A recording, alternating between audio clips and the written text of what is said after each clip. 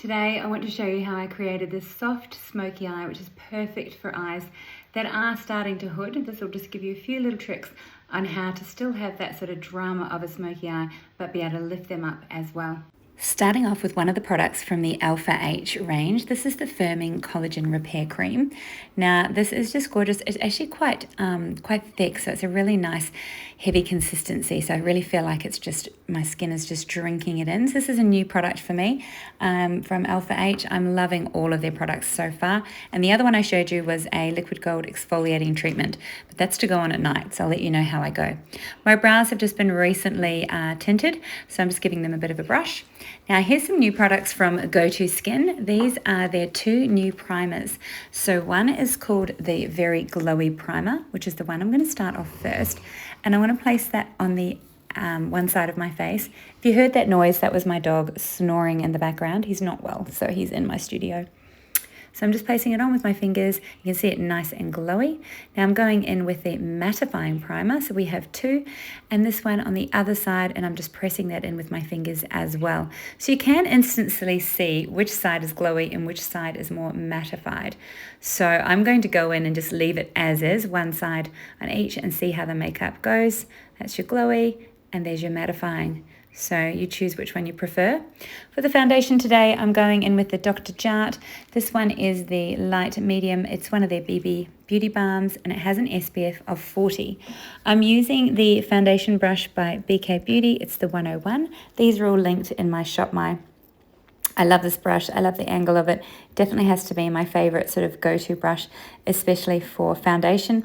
And it's really nice and quick. So there is a smaller version of this as well, which you'll see me use later on, the 109, which I find is great for more detailed. But I feel when you're in a little bit of a hurry, having a larger brush just means you get a little bit more coverage a bit quicker as well.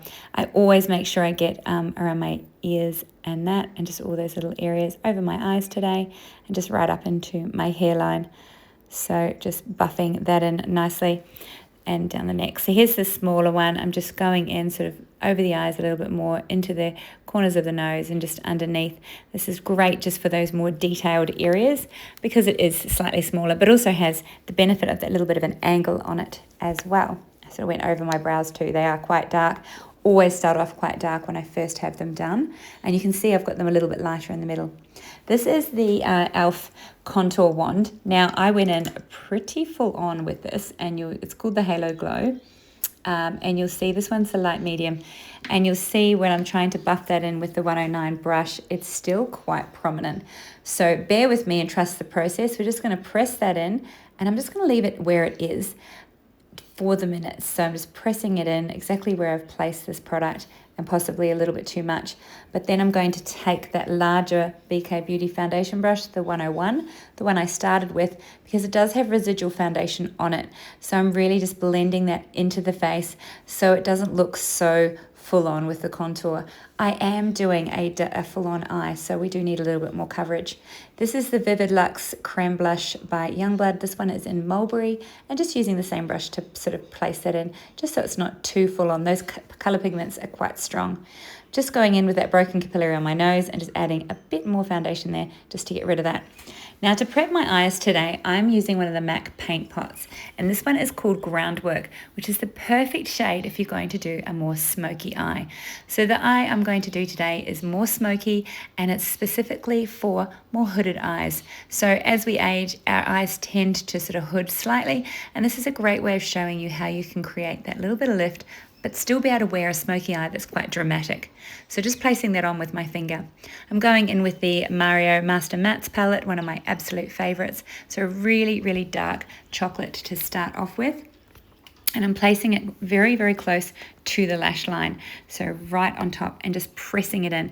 This would have to be the brush I'm using. Sorry, I was just trying to figure out which one I did use. It is the 213. So I'm just placing that in, and you can see you really do need to trust the process because it doesn't look great to start off with. I'm using the Sigma matte to just buff that off to get excess product off before I go in with a slightly lighter brown, and I'm placing that right on top of that other color and pressing it in, just making sure I get a real even amount on each side. So this just, as we go up the eyelid, we're just slowly getting a little bit lighter.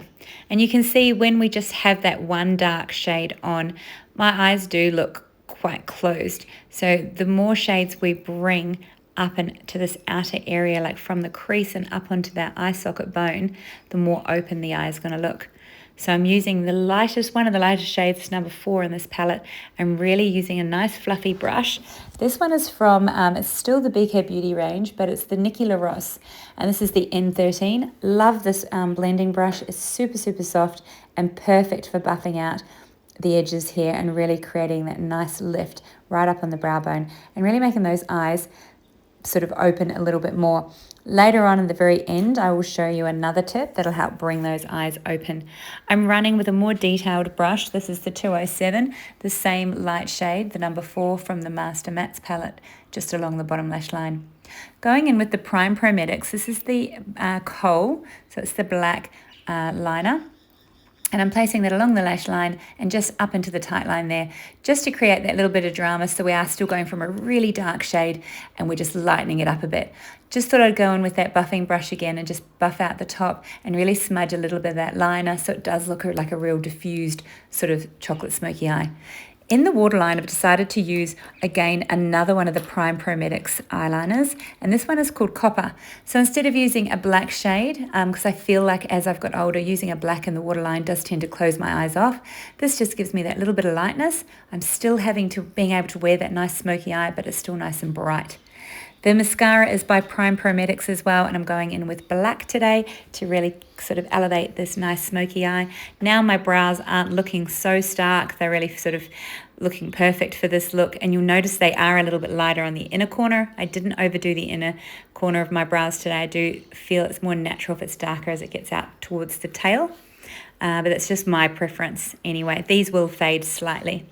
Now for the under eye, I'm using not a concealer but a brightener. This is by Sigma Beauty. This is one of the Spectrum color correcting duos, and it's light to medium. So I'm just placing a little bit on the inner corner and a bit on the outer corner.